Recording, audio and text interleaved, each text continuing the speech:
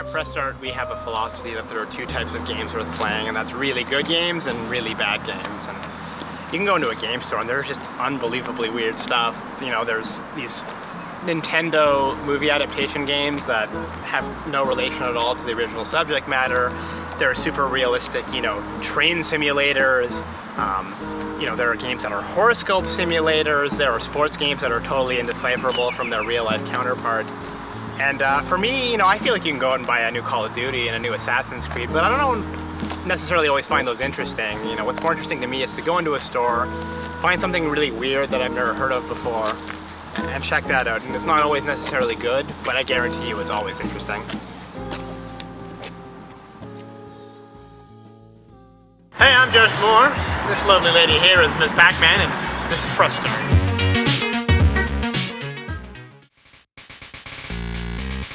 And we're here with Daniel from ANC Games. How you doing, pal? Fantastic. How are you? Very good. Oh man, I love handshake. Right? Yeah, let's handshake. Let's do it. Yeah, let's make it official.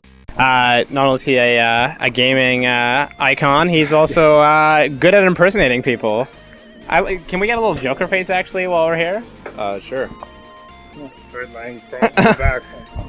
He's a retro gamer. Yeah. He's an impersonator extraordinaire. I think you sort of share Jeff and I's passion for old, weird games. Yeah, I could see that. Yeah. What is it about, like, you know, because you're the guy I come to where it's like, you know, what's the weirdest thing here? And you always show me something. Like, was it Wrath of the Black Manta? Yeah. Bad Street Brawler. Those. I needed to buy Jeff something once, and I think you, TNP, you know which one I'm talking about? TNP? Oh, TNC Thriller Safari? Yeah, Did you like it? It was cool, right? It was like Donkey Kong before Donkey Kong Country. Yeah, exactly. Cool. You seem to have played everything, is that true? No, it's not true. I'm mostly a Nintendo fanboy, so Nintendo. I did play Sega Genesis. Those were my two main consoles growing up. I haven't played the Atari really, so yeah, I haven't played everything. But what I know, I'm very, what's the word, OCD about. Very passionate about. Yeah. There must be very little on the NES that you haven't gotten around to playing, right? I haven't played everything. Yeah. But what knowledge that I have of each of those games is pretty extensive, so that's what helps me look like I'm more of a nerd than I am. But what is it about the NES you like so much? It's my favorite console too, but why? Why do I like it? Okay, I like the simplicity. You know, the controller. You know, it's only 2 buttons and the directional pad's fairly easy for everybody to get into. But the games themselves are challenging, and I'm really big about challenge. I like challenging games. Yeah. Replay value is a lot better that way.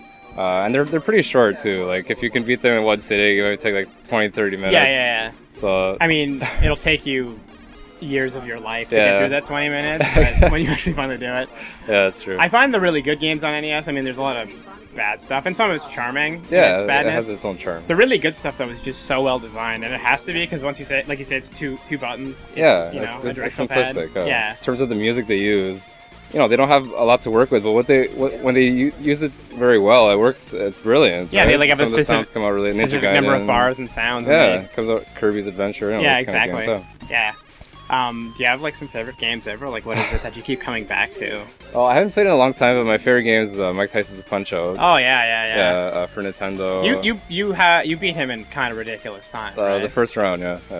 But like you beat him in like 30 seconds or something. No. Weren't you like a registered record holder? I was. Yeah, I think somebody beat it, but it was at one point it was like 237 first round TKO. Somebody got like 230 recently. So, okay. I'm sorry to hear that. It's okay. I don't take these things seriously. It's all about fun. You know? I beat him once. It was by decision. That's good. Which I didn't even really know you could do. It's hard to go 3 rounds with Mike Tyson. Yeah, for those who've tried, it's hard.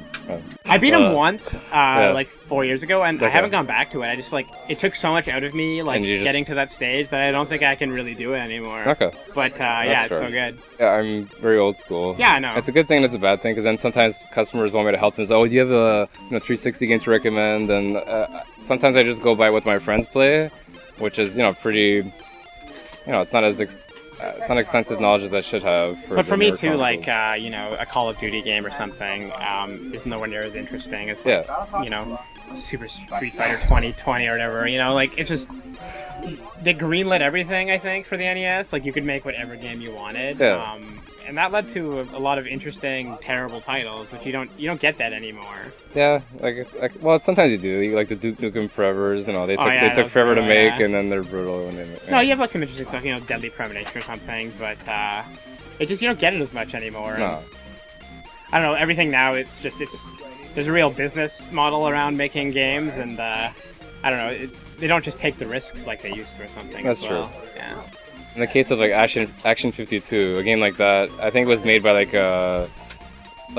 basically a group of amateurs, right? Like they didn't even have like a lot of background in game design, and they made this game, and I didn't show it. A lot of their games weren't even finished. You know that, right? You can't even finish some of their games. So. Well, I think last time we were here, we checked out like Taboo, which is like, Taboo. it's like an The astrology Sixth Sense, simulator. right? Yeah. And, like that would never happen now, right? No. Like you'd never get to make that. So I don't know. It just like to me, yeah, like I said, there's so many titles that I've never heard of. That are always interesting. They're often really bad, but it just provides an experience, I think, that you don't really get that often anymore. Yeah. So what are you playing anything right now? Right now? Yeah. Last game I played is Teenage Mutant Ninja Turtles for Nintendo. You know, the one where you, the infamous really hard one, game, the water level, the swimming level. I finally trying to show people that if they practice enough, they can do certain parts without getting damaged. Right. So the water level I finally got through without taking damage, and we put it on our YouTube channel if you guys want to check it out. Oh, sweet, well. Yeah. What's the hardest game ever that you've played? That I played? Ikiri Warriors. I don't know if you guys have played that. It's like a picture like Contra, but like bird's eye view. You die one hit. Right. It's very slow paced though. Like each level takes like maybe like 10 minutes to get through if you don't die. And you're gonna die most likely. And you don't even get continues. It's really hard. Yeah. There's like an ABBA code which allows you to continue. But when you get to level 4, I think it doesn't allow you to use it anymore. So it's really hard. Yeah. One hit death. Do you have an entry in the worst game ever category? Worst game ever for NES? For anything, I guess. For anything? Okay, worst game ever. That's really hard. People like to say E.T., but I thought it was okay. I don't think it's that bad. No, it's not that bad. It's okay. The guy designed it. The team designed it in like 8 weeks or something. Yeah, because at least that's a game. You know, E.T. is a game. I would say like it was still designed fairly. It's okay. Like you can get through it. But a game that's not a game in my opinion was Plumbers Don't Wear Ties for 3DO. It's not even a game. It's like a slideshow basically. Like it gives you different possibilities of depending on what you choose to do, and it just shows pictures and it doesn't even show like a game footage. Like what is this? You ever play the Where Is Waldo game on NES? Yeah, that was that's pretty another bad. really broken bad game. Because it didn't even look like him. Like where is he? Like I don't know. And it's so poorly designed at points that you can't see him. There's like a square, and if that square gets him, then you're okay, right? You don't have to like land exactly on him, but yeah. But no, with the ET, it's like when you factor in how much time they had to make it and they did okay. The limitations. Yeah. Like, it was miraculous they were able to put anything out that was even resembling a video game. It's not the worst. No, I agree. Well, I gotta say, if you want to find a weird game or you just want to talk to an awesome dude, you gotta come to ANC and talk to Daniel. He's a great guy. He always welcomes you with Arnold Schwarzenegger impersonations, and yeah, thanks for talking to us, man. All right, it's always a pleasure, Josh. Promise you'll be back, and you too, Jeff. Absolutely. All right.